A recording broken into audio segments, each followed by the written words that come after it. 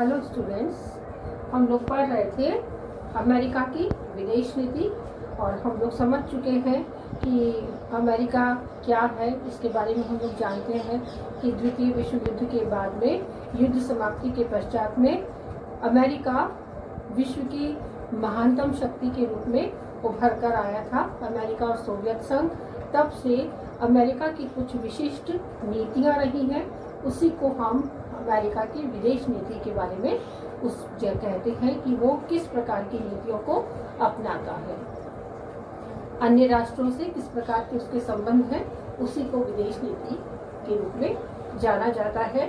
तो कल हमने अमेरिका की विदेश नीति के विशेषताएं हमने पढ़ी थी, जिसके 4 पॉइंट हम लोग पढ़ चुके थे।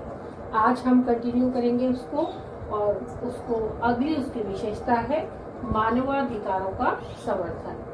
तो मानवाधिकार क्या है, ये हम लोग पढ़ चुके हैं। तो मानवाधिकार हम शॉर्ट में थोड़ा सा फिर से समझेंगे कि मानवाधिकार क्या है। मानवाधिकार वो अधिकार हैं जो हम सबको नागरिक होने से पूर्व, हम सब क्या हैं, हम किसी राष्ट्र के नागरिक बाद में हैं, सबसे पहले हम क्या हैं, मानव हैं। तो मानवाधिकार उन्हीं को दिया जाता है। हम सबको ज्ञात है कि जैसे प्रत्येक राष्ट्र में नागरिक होते हैं, उस देश के निवासी होते हैं जिनको वहाँ की नागरिकता प्राप्त होती है, वही नागरिक होते हैं। तो हर राष्ट्र अपने नागरिकों को कुछ अधिकार देता है और वो अधिकार मौलिक अधिकारों के रूप में दिए जाते हैं। लेकिन वर्तमान व्यवस्था क्या है, वैश्वीकरण की व्यवस्था है, और वैश्वीकरण में कोई भी व्यक्ति किसी भी जगह शिक्षा के लिए, व्यापार के लिए या जॉब के लिए आ सकता है। तो ऐसे समय में जो वहाँ का नागरिक नहीं है, यदि किसी प्रकार की कोई घटना हो जाए या किसी प्रकार का कोई ऐसा केस उसके सामने आ जाए जिसे वो न्यायालय में पेश करना चाहता है, क्योंकि वो उस राष्ट्र का नागरिक है नहीं, तो वो क्या किसी भी प्रकार का उसको अधिकार नहीं मिलेगा? क्या वो कोई भी किसी भी न्यायालय में जाकर अपनी न्याय की गुहार नहीं लगा सकता? ऐसा नहीं है।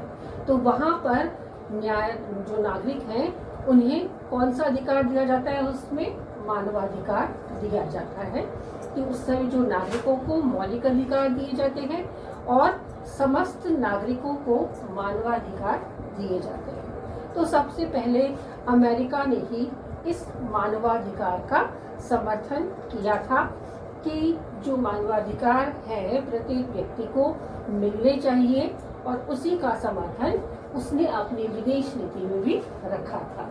तो क्या है मानवाधिकार और कहाँ से इसकी शुरुआत हुई थी, इसे अब हम थोड़ा सा पढ़ लेते हैं। तो राष्ट्रपति जिमी कार्टर ने, अमेरिकी राष्ट्रपति जिमी कार्टर ने इसे अपनी विदेश नीति में अहम हिस्सा बनाकर मानवाधिकारों की आवाज को संपूर्ण विश्व में बुलंद कर दिया। इसे द्विपक्षीय संबंधों, आर्थिक एवं प्रौद्योगिकी सहायता तथा सैनिक सहायता का मुख्य आधार भी बना दिया। मानवाधिकारों की देखरेख के लिए स्टेट डिपार्टमेंट में एक पृथक ब्यूरो की स्थापना की गई, जिसमें एक मानवाधिकारी की नियुक्ति की गई। विदेश मंत्रालय के द्वारा मानवाधिकारों के हनन के ब्यौरे को प्रकाशित कर उन्हें गलती का एहसास कराया जाता था, तथा अमेरिकन राजदूतों का यहाँ व्यक्तिगत उत्तरदायित्व बना दिया गया कि वे दूसरे देशों के भी मानवाधिकारों संबंधी नीतियों का सही परिप्रेक्ष्य में प्रस्तुत उसे करेंगे। तो जिस तरह से अमेरिका ने मानवाधिकारों की आवाज सिर्फ अपने देश में ही नहीं वरन विश्व में मानवाधिकार की आवाज बुलंद की, और किसने प्रारंभ किया? ये अमेरिका के तत्कालीन राष्ट्रपति जिमी कार्टर ने मानवाधिकारों को विदेश नीति में शामिल किया, अमेरिकी विदेश नीति में, और उसके बाद ये आवाज बुलंद होती चली गई और विश्व में मानवाधिकारों का समर्थन कर अधिकांश राष्ट्रों ने इसे अपनी विदेश नीति में या अपने संविधान में कहीं ना कहीं अवश्य स्थान दिया है। अगला पॉइंट है विकासशील देशों पर दबाव बनाने की नीति। हमें ज्ञात है कि द्वितीय विश्व युद्ध के बाद विश्व की जो अर्थव्यवस्था थी या विश्व के जो अधिकांश ऐसे राष्ट्र थे जिसके बारे में हम तृतीय विश्व के बारे में हम पढ़ चुके हैं, अमेरिका और तृतीय विश्व, तो जो तृतीय विश्व जिसे कहा गया है, शोषित अत्याचार को जो सहने वाले, सहनशील या अल्प विकसित या जिनका विश्व में कहीं भी कोई स्थान नहीं है, जो अपनी बिल्कुल पहचान नहीं बना पाए हैं, ऐसे शोषित राष्ट्रों को क्या कहा जाता है? विकासशील राष्ट्र हैं जो आत्मनिर्भर बनने का कहीं न कहीं कोशिश अवश्य कर रहे हैं। तो ऐसे समय में अमेरिका ऐसे ही विकासशील देशों में, जिनमें भारत भी शामिल है, कि स्वतंत्रता प्राप्ति के इतने वर्षों बाद तक उसने कहीं ना कहीं अपनी पहल जारी रखी है और अपनी विकास यात्रा पर वो लगातार अग्रसर है और अच्छे से तरीके से वो आगे बढ़ रहा है। तो कई सारे विकासशील देशों पर भारत जैसे कई सारे विकासशील देशों पर अमेरिका दबाव बनाने की नीति को अपनाता है। इसका अर्थ क्या है? दबाव किस रूप में बनाता है? जब हमने ये पढ़ा है कि वो जो अल्प विकसित राष्ट्र हैं, जो विकासशील राष्ट्र हैं, उन्हें आर्थिक और तकनीकी सहायता प्रदान करता है। जब आर्थिक और तकनीकी सहायता वो अन्य राष्ट्रों को देता है, तो फिर अब दबाव बनाने की स्थिति में वो आ जाता है कि हमने तुम्हारी मदद की, अब तुम हमारी इस रूप में मदद करो। हम सामान्य रूप से भी इस बात को लेते हैं कि यदि कोई व्यक्ति हमारे लिए कोई हमारे दुख के क्षणों में या हमारी ऐसी स्थिति में जहां हमें मदद की आवश्यकता है वो मदद करता है, तो हम उसके प्रति कृतज्ञ हो जाते हैं। तो वो कृतज्ञता धीरे धीरे अमेरिका की क्या है? दबाव बनाने की रही है कि फिर वो अपनी मनमानी करने लगता और जो भी चाहे उस राष्ट्र से करवा सकता था कार्य। तो अमेरिका विकासशील राष्ट्रों पर अपना दबाव बनाए रखता है। उदाहरण के लिए रूस व भारत के बीच क्रायोजेनिक इंजन और उससे संबंधित तकनीक उपलब्ध कराने के संबंध में अमेरिका ने भारत पर लगातार दबाव बनाए रखा कि वह रूस को यह तकनीक न दे। यानी क्रायोजेनिक इंजन की जो तकनीक भारत के पास थी, तो रूस वो उससे मांग रहा था तकनीक, लेकिन अमेरिका ने दबाव बनाया कि यह क्रायोजेनिक इंजन की जो तकनीक है वो रूस को न दे। दूसरी तरफ अमेरिका के दबाव के कारण ही भारत ने क्यूबा को चावल, ईरान को परमाणु रिएक्टर बेचने के प्रस्ताव पर अमल नहीं किया।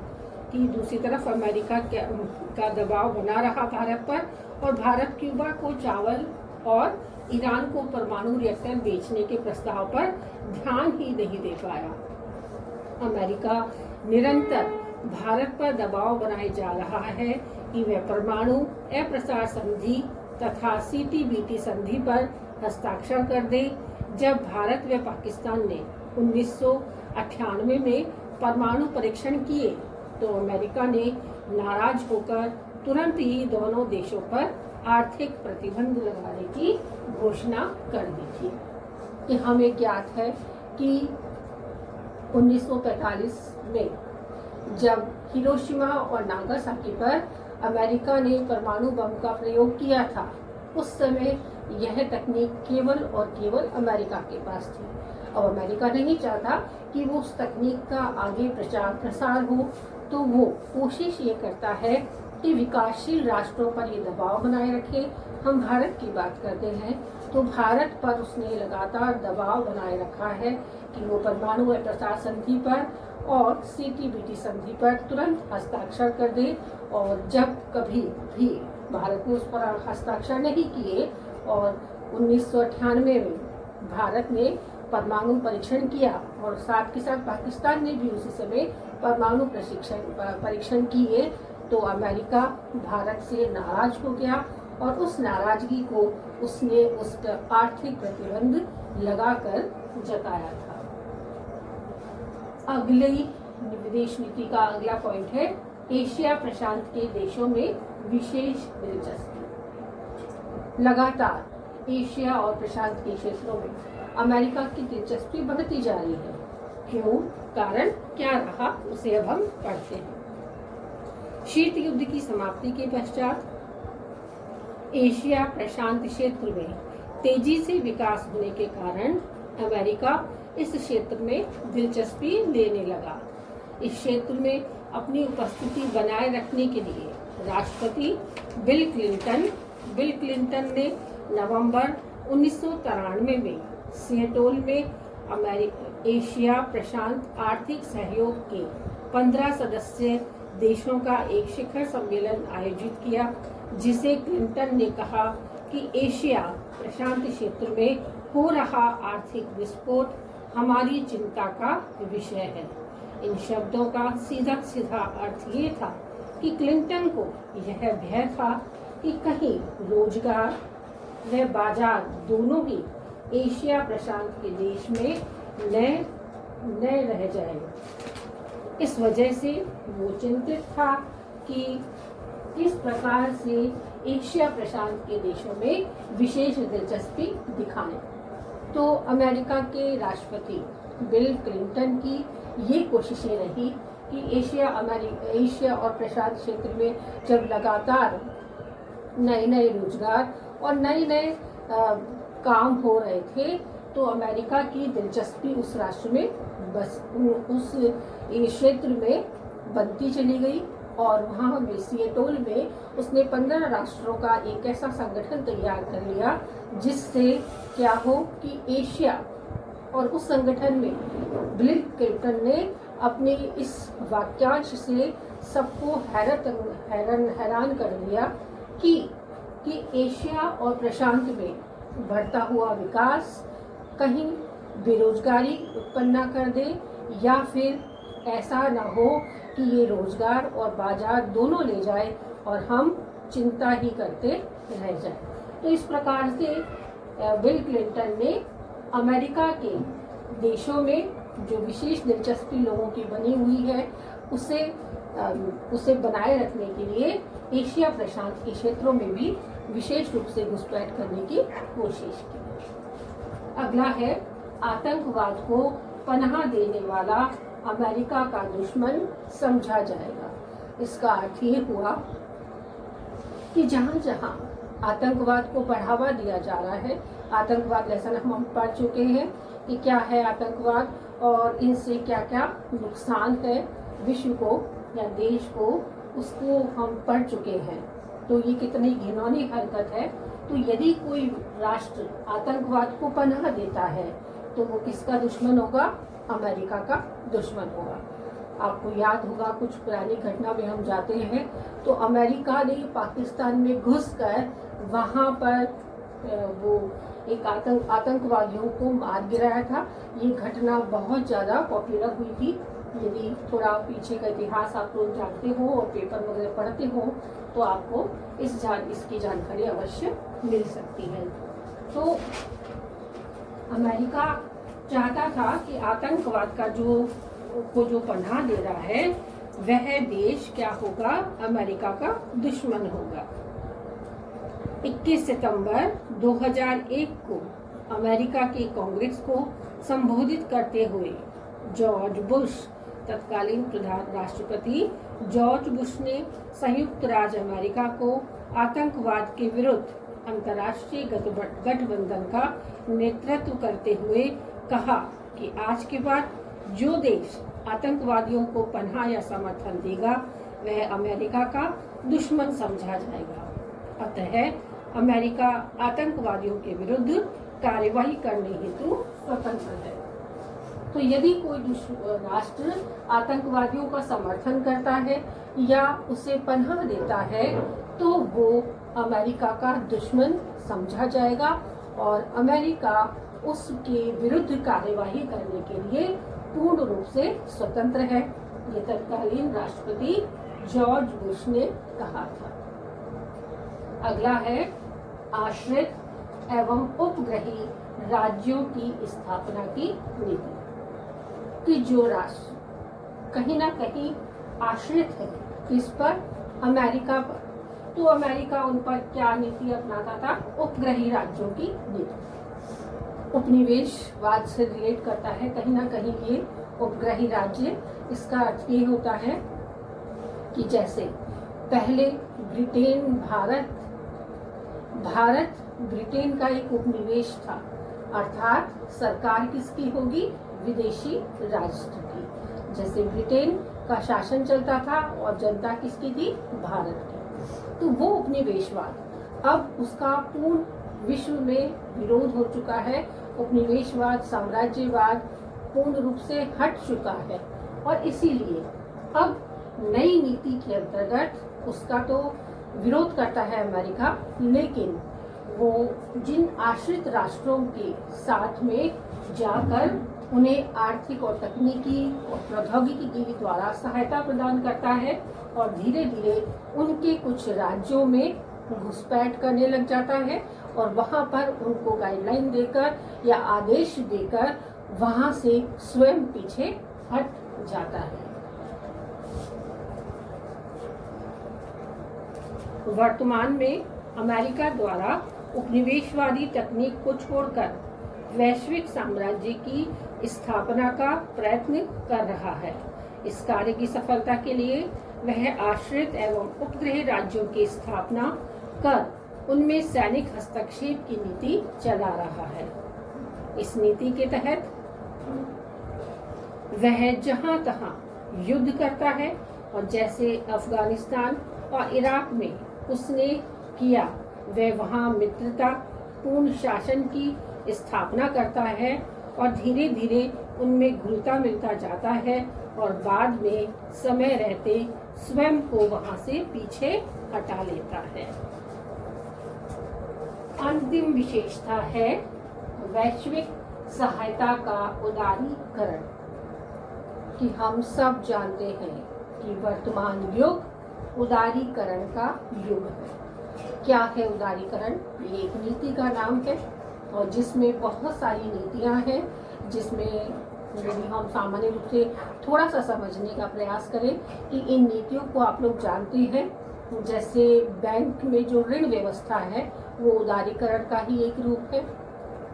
LIC है, LIC के बदले बहुत सारा फंड हमको बाद में मिलता है, जो भी उनकी पॉलिसीज है उसके अकॉर्डिंग, वो भी उदारीकरण का ही एक रूप है। तो वैदेशिक सहायता देते देते धीरे धीरे अमेरिका उदारीकरण की नीति का भी एक पूरा का पूरा प्रमाण बन चुका है।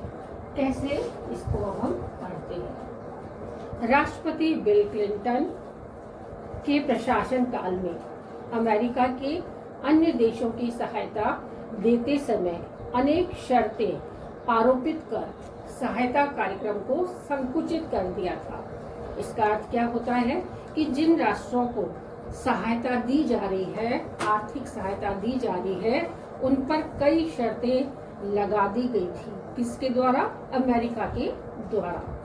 लेकिन वर्तमान में अमेरिकी प्रशासन वैदेशिक सहायता प्रदान करते समय अति उदारता से कार्य कर रहा है, लेकिन वह ऐसा करते समय मानवाधिकारों को संरक्षित करने, आतंकवाद का समर्थन करने नहीं करने तथा आणविक अप्रसार संधि पर हस्ताक्षर करने जैसी शर्तें भी रख रहा है।